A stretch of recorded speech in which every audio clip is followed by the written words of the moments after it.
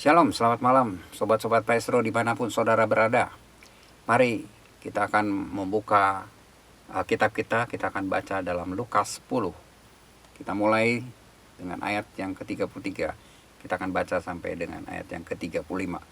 Lalu datang seorang Samaria yang sedang dalam perjalanan ke tempat itu.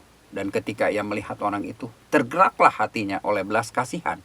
Ia pergi kepadanya lalu membalut luka-lukanya. Sesudah ia menyiraminya dengan minyak dan anggur. Kemudian ia menaikkan orang itu ke atas keledai tunggangannya sendiri, lalu membawanya ke tempat penginapan dan merawatnya. Keesokan harinya ia menyerahkan 2 dinar kepada pemilik penginapan itu. Katanya, rawatlah dia, dan jika kau belanjakan lebih dari ini, aku akan menggantinya waktu aku kembali. Kisah yang sangat terkenal, yaitu tentang seorang Samaria yang baik hati. Kita melihat bagaimana kebaikan hatinya tanpa memperhatikan keamanan dirinya ketika dia melalui satu jalan yang sepi, yaitu satu jalan dari Yerusalem ke Yeriko. Dia melihat seorang yang tergeletak dengan luka-luka yang begitu parah karena dirampok. Dia tergerak hatinya, kemudian dia membalut luka-lukanya. Setelah itu menyiraminya dengan minyak dan anggur. Satu harga yang begitu luar biasa dia keluarkan untuk membantu orang yang terluka itu. Bukan hanya sampai situ, dia menaikkan orang itu dan membawanya ke tempat penginapan serta merawatnya. Nah, tidak selesai juga, kemudian dia menyerahkan 2 dinar kepada pemilik penginapan itu. Untuk apa? Untuk merawat orang yang terluka ini. Nah, ada satu tokoh yang selalu terlupakan, ya, tidak pernah disinggung, yaitu pemilik penginapan. Saudara, dia mendapatkan 2 dinar dari si orang Samaria untuk merawat orang yang terluka begitu rupa. 2 dinar adalah upah 2 hari pekerja. Nah, apa cukupkah ya 2 dinar itu untuk merawat orang yang terluka begitu rupa? Namun dia tetap melakukannya. Kita baca lagi di dalam Yohanes 6 ayat 8 sampai 9. Seorang dari murid-muridnya yaitu Andreas, saudara Simon Petrus, berkata kepadanya, di sini ada seorang anak yang mempunyai 5 roti jelai dan 2 ikan. Tetapi apakah artinya itu untuk orang sebanyak ini? Saudara, ini juga adalah kisah yang sangat terkenal, yaitu 5 roti dan 2 ikan yang bisa kemudian memberi makan 5.000 orang, dan sisanya lebih 12 bakul. Saudara bisa bayangkan ya, orang yang begitu baik adalah seorang anak, dan anak ini hanya disebutkan di dalam Yohanes 6, padahal cerita ini dikisahkan oleh 4 penulis Injil. Dan seorang anak ini juga tidak diberikan atau tidak disebutkan namanya. Jadi anak ini adalah anak yang baik, saudara. Nah, ada kisah lain ya, di dalam kehidupan sehari-hari, ya, kehidupan nyata, di mana ada seorang yang bernama Martinus. Dia seorang perwira Hungaria. Satu malam yang sangat dingin, karena di musim dingin, dia bertemu dengan seorang pengemis yang berpakaian compang-camping dan menggigil kedinginan. Dia menghentikan kudanya, turun dari kudanya, melepaskan mantelnya yang indah. Kemudian dengan pedangnya ia menyobek mantelnya menjadi 2 bagian. Kemudian memberikannya sebagian kepada si pengemis yang menerimanya tentu dengan sangat gembira. Orang ini sebetulnya barulah seorang ya, yang dinamakan katekumen, yaitu orang yang menerima bimbingan dan penyuluhan mengenai asas-asas ajaran agama Kristen. Ya, itu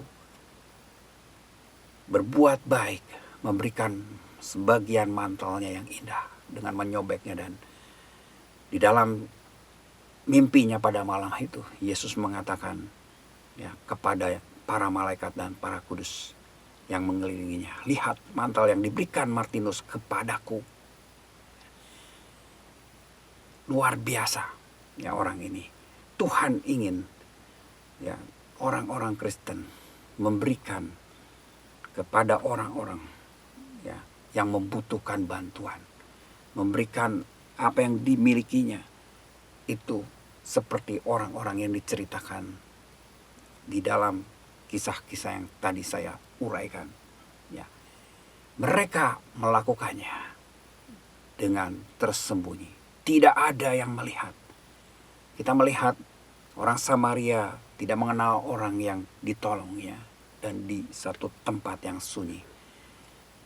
Pemilik penginapan juga melakukannya dengan tidak ada orang yang melihatnya. Demikian pula seorang anak kecil memberikan 5 roti dan 2 ikan kepada Tuhan Yesus melalui Andreas. Dia tidak menonjolkan dirinya. Demikian Martinus juga melakukan hal yang sama. Di tengah malam yang dingin, dia berikan mantelnya kepada seorang pengemis yang juga dia tidak kenal. Tuhan ingin kita melakukannya seperti dikatakan dalam Matius 6 ayat 1 sampai dengan 4 kita akan baca. Ingatlah, jangan kamu melakukan kewajiban agamamu di hadapan orang supaya dilihat mereka. Karena jika demikian kamu tidak beroleh upah dari Bapamu yang di surga.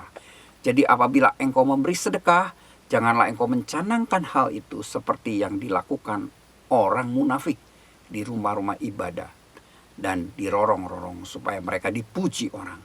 Aku berkata kepadamu, sesungguhnya mereka sudah mendapat upahnya. Tetapi jika engkau memberi sedekah, janganlah diketahui tangan kirimu apa yang diperbuat tangan kananmu. Hendaklah sedekahmu itu diberikan dengan tersembunyi, maka Bapamu yang melihat yang tersembunyi akan membalasnya kepadamu. Saudara, di sini dikatakan supaya kita memberi dengan tidak dilihat orang atau tersembunyi.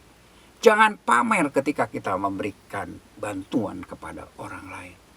Karena ayat-ayat di sini juga mengatakan orang yang pamer itu seperti orang munafik. Dia adalah pemain panggung, pemeran orang lain, bukan dirinya sendiri. Dan dia sudah mendapatkan upahnya.